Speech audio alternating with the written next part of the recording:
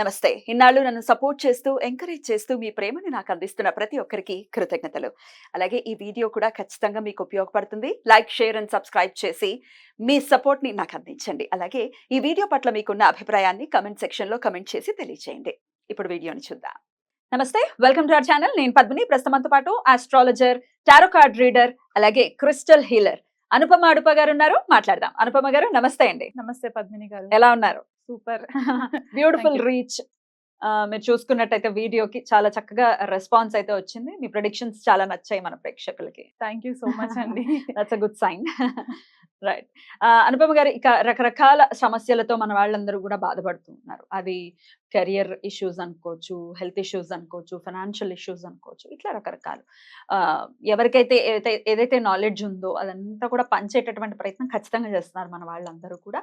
మీ subject ప్రకారం, లేకపోతే మీ understandings ప్రకారం మీ క్లయింట్స్కి ఇచ్చేటటువంటి రెమెడీస్ మన ప్రేక్షకులకు కూడా మీరు అందిస్తే చాలా చాలా ఉపయోగకరంగా ఉంటుంది. ఏమంటారు? షూర్ అండి, డెఫినెట్లీ, తప్పకుండా. చాలా చూస్తూ ఉన్నాము మనం కూడా.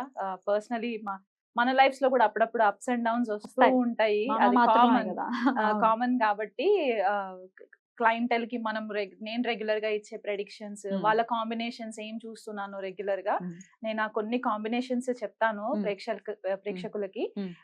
సో దట్ ఒకవేళ వాళ్ళ జన్మ జాతకాలలో అట్లాంటి సిచ్యువేషన్స్ ఏమైనా ఉంటే దానికి రెక్టిఫికేషన్స్ చేసుకోవడానికి ఒక ఐడియా వస్తుంది అన్నమాట. తప్పకుండా.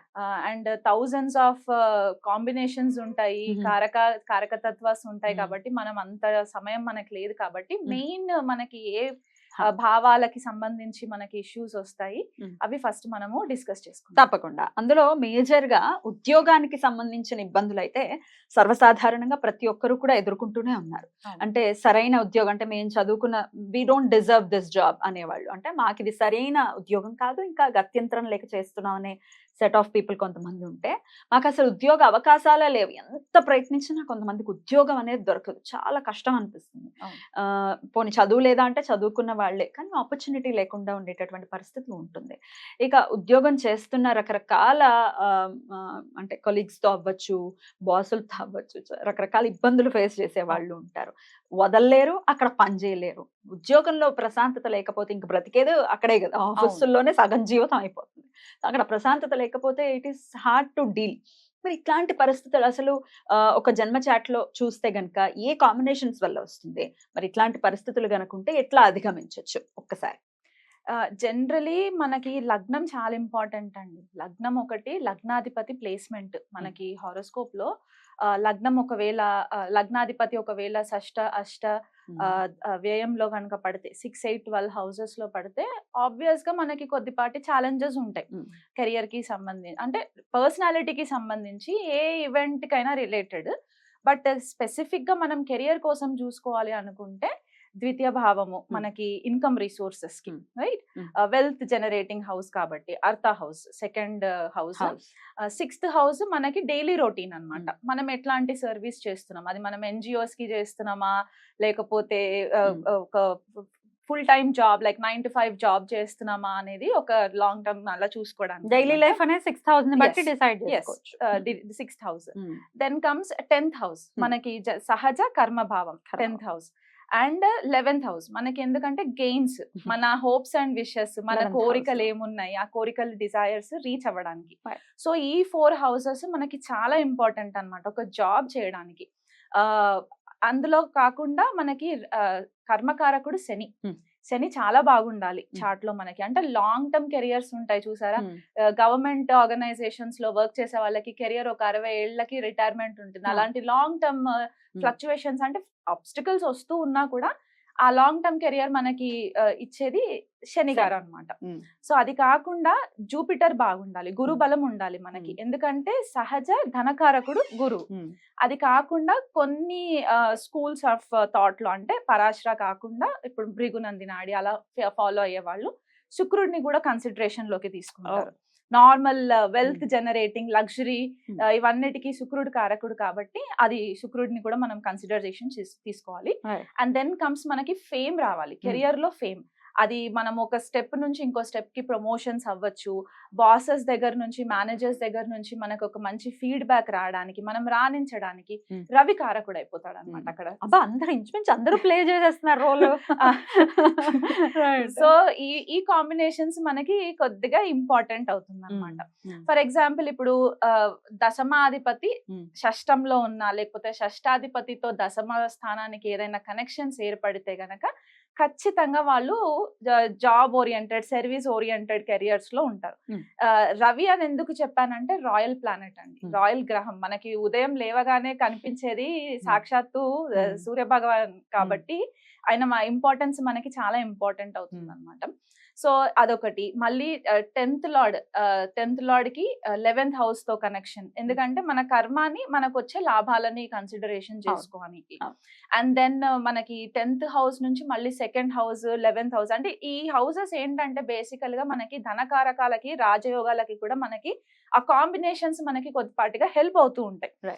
సో ఇవి మెయిన్ ప్లేస్మెంట్స్ అన్నమాట. ఒకవేళ వీటికి ఏదైనా ఎఫ్లిక్షన్స్ అంటే రాహుకేతు ప్రభావాలు రావడం కానీ, ఈ లగ్నాలు మారిపోయినప్పుడు ఒక్కొక్క లగ్నానికి ఒక్కొక్క హౌస్ లార్డ్స్ అయిపోతూ ఉంటారు. ఫర్ ఎగ్జాంపుల్ మేష లగ్నం అయిపోయింది అనుకోండి, ద్వితీయాధిపతి శుక్రుడు అవుతారు, షష్టాధిపతి బుధుడు అవుతారు, దశమాధిపతి శని అవుతారు, లాభాధిపతి కూడా శని అవుతారు. సో ఇక్కడ వీళ్ళకి కొద్దిగా కెరియర్ లో సంబంధించి కొద్దిపాటి ఆబ్స్టికల్స్ ఉంటాయి. సహజంగానే మేషరాశి వాళ్ళకి కొద్దిపాటి ఆబ్స్టికల్స్, మేష లగ్నం స్పెసిఫిక్ గా చూసుకుంటే ఈ కాంబినేషన్స్. సో ఒకవేళ మనకి రాహుకేతు అని చెప్పాను, ఇలాంటి కాంబినేషన్స్ రవి రాహువులు పడినప్పుడు, రవి రాహువులు మనకి దశమంలో పడింది అనుకోండి, ఫర్ ఎగ్జాంపుల్ మనకి క్లాసిక్స్ ఏం చెప్తాయంటే దశమ స్థానంలో రవి దిగ్బల పొందుతారు అని చెప్పేసి అంటూ ఉంటారు. స్ట్రెంగ్త్ అన్నమాట. ఇప్పుడు మనకి 10 o'clock మనం బయటికి వెళ్తే రవి మనకి స్ట్రైట్ మన తలపైన ఉన్నట్టే కనిపిస్తూ ఉంటుంది. ఆయన ఈస్ట్ లో రేస్ అయినా సరే మన 10 o'clock వచ్చేసరికి he will be on the top. ఇంచుమించు మనకు అట్లా కనిపిస్తుంది. సో ఇక్కడ 10th హౌస్ కి అంత ఇంపార్టెన్స్ ఉంటుంది అనమాట. రవి రాహుల్ వచ్చేసరికి ఏమవుతుందంటే ఇక్కడ మేనేజర్స్ తో కొద్దిపాటిగా కాన్ఫ్లిక్ట్స్ వస్తూ ఉంటాయి, ఈగో క్లాషెస్ అన్నమాట. లేకపోతే మేనేజర్ మనల్ని ఎదగనివ్వకుండా ఉండడం. అది కాకుండా బాధకాధిపతి, మనకి బాధకాధిపతి సిచ్యువేషన్స్ ఎట్లా ఉన్నాయో చూసుకోవాలి. సో ఇవి కాకుండా సబ్జెక్ట్ కి సంబంధించి డెఫినెట్ గా ఇవన్నీ మీరు చూస్తారు. ఒక జాతకం చూసిన తర్వాత ఎలా ఉంది ఏంటి, అసలు వీడు ఉద్యోగం చేయాలా అవసరం లేదా, బిజినెస్ లోకి వెళ్ళాలనేది ఒక ఐడియా వచ్చేస్తుంది. మరి ఇవంతా కాకుండా చూపించుకోకుండా ఏదైనా రెమెడీస్ ని ఫాలో చేసి ఉద్యోగానికి సంబంధించిన ఇబ్బందుల్ని అధిగమించడానికి ఏదైనా మార్గం ఉందా? First remedy before sunrise లేవాలండి ఎవరైనా సరే. ఐ నో నైట్ షిఫ్ట్స్ చేసే వాళ్ళకి ఇది ఒక ఇబ్బంది అయిపోతూ ఉంటుంది. కాకపోతే మీరు కెరియర్ లో రాణించాలి, మీకంటే ఒక గుర్తింపు రావాలంటే ఉదయాన్నే లేచి నార్మల్ గా స్నానం చేసేసుకొని రవికి అర్ఘం ఇవ్వడము. రాగి చెంబులో వాటర్ తీసుకొని దాంట్లో మనము బెల్లం కానీ, ఒకవేళ బెల్లం లేదు అనుకుంటే ఒక ఎర్ర పుష్పము, వీలు కుదిరితే మందారం వేసుకొని ఎర్ర చందనం వేసి రవికి అర్ఘం ఇవ్వడము. కొన్నిసార్లు తీవ్రమైన స్థితి ఉంది అని అనుకుంటే గనక ఎర్ర మిరపకాయల్లో నుంచి తీసిన గింజలు ఒక 11 గింజలు వాటర్ లో కలిపేసి రవికి అర్ఘం ఇవ్వడం, అది ఒక రెమెడీ. అది డైలీ చేయాలి. అంటే ఏదైనా మొక్కల్లోకి ఆయన చూస్తూ మొక్కల్లోకి వేసేయచ్చు కదా. అండ్ ఇంకొకటి మనకి మేనేజర్స్ నుంచి ఏ ఇబ్బందులు లేకుండా ఉండాలి అంటే రవికి అర్ఘం ఇచ్చే టైంలో మనము ఓం మిత్రాయ నమః అని అనుకోవచ్చు. ఎందుకంటే అందరూ మనకి ఫ్రెండ్స్ లాగే ఉండాలి అన్నట్టు మనం ఒక చిన్ని మంత్రం చెప్పుకోవచ్చు. ఆదిత్య హృదయం జపం చేసుకోవచ్చు. మార్నింగ్ ఒకసారి, ఈవినింగ్ ఒకసారి చేసుకోవచ్చు. అండ్ మెయిన్ ఇంకొకటి ఏంటంటే శని కారకుడు అని చెప్పాను కదా కర్మకి. మనం ఏ డ్యూటీ అయినా సరే, సో వాళ్ళు ఏంటంటే ఫుట్వేర్, మన షూ ర్యాక్ ఉంటుంది కదా, షూ ర్యాక్ వీలైనంత మట్టుకు నీట్ గా పెట్టుకోవాలి ఇంట్లో. అది చాలా సింపుల్ అనిపిస్తుంది, ఎలా పడితే అలా పాడేయడం, దరిద్రంగా దాని నిండా మట్టి ఉండటం, ఇట్లాంటిది ఉండకూడదు. ఆర్గనైజ్డ్ ఉండాలి. ఎందుకంటే మనకు ఆ డిసిప్లిన్ అక్కడ నుంచే స్టార్ట్ అవుతుంది. ఆ డిసిప్లిన్ ఉంటేనే మనం కెరియర్ లో రాణించగలుగుతాం. అదొకటి, అది కంపల్సరీ పాటించాలి. చాలా మంది బెడ్రూమ్స్ లో కూడా బెడ్ సరిగ్గా నీట్ గా అవును. మెయింటైన్ చేయరు. అవును. సో అక్కడ నుంచి కూడా మనకి డిసిప్లిన్ మొదలవుతూ ఉంటుంది. సో ఆ బెడ్ కొద్దిగా మనము నీట్ గా సెట్ చేసి పెట్టుకోవాలి. ఇవన్నీ ఆర్గనైజ్డ్ గా డిసిప్లిన్డ్ గా ఉండడానికి. ఇవి కాకుండా అంటే ఇంకా తీవ్రమైన పరిస్థితుల్లో ఉన్నాయి, స్కాండిల్స్ జరుగుతున్నాయి, అష్టమాధిపతి దశ వచ్చేసింది, స్కాండిల్స్ జరుగుతున్నాయి, కాన్స్పిరసీస్ జరుగుతున్నాయి అని అనుకున్నప్పుడు ఏంటంటే శుక్రవారం రాత్రి నల్ల నువ్వులు ఒక చిన్న స్మాల్ పీస్ అన్నమాట, బ్లాక్ కలర్ క్లాత్ లో నల్ల నువ్వులు తీసుకొని నువ్వుల నూనెలో నానపెట్టేసి నెక్స్ట్ డే మార్నింగ్ శనివారం ఉదయము శనికి నవగ్రహ టెంపుల్స్ కి వెళ్ళేసి శనికి అక్కడ ఈ దీపం నువ్వుల దీపం పెట్టేసేసి ఒక 19 ప్రదక్షిణాలు బ్లూ కలర్ పూలు శనికి పాదాల దగ్గర శంకు పూలు అయినా సరే, మనకి సీజనల్ పర్పుల్ కలర్ చామంతి దొరుకుతుంది కదా, అవి ఆయన పాదాల దగ్గర పెట్టేసేసి ఒక 19 ప్రదక్షిణాలు చేసేసుకొని ఆయనకి సమర్పించేసి రావడము.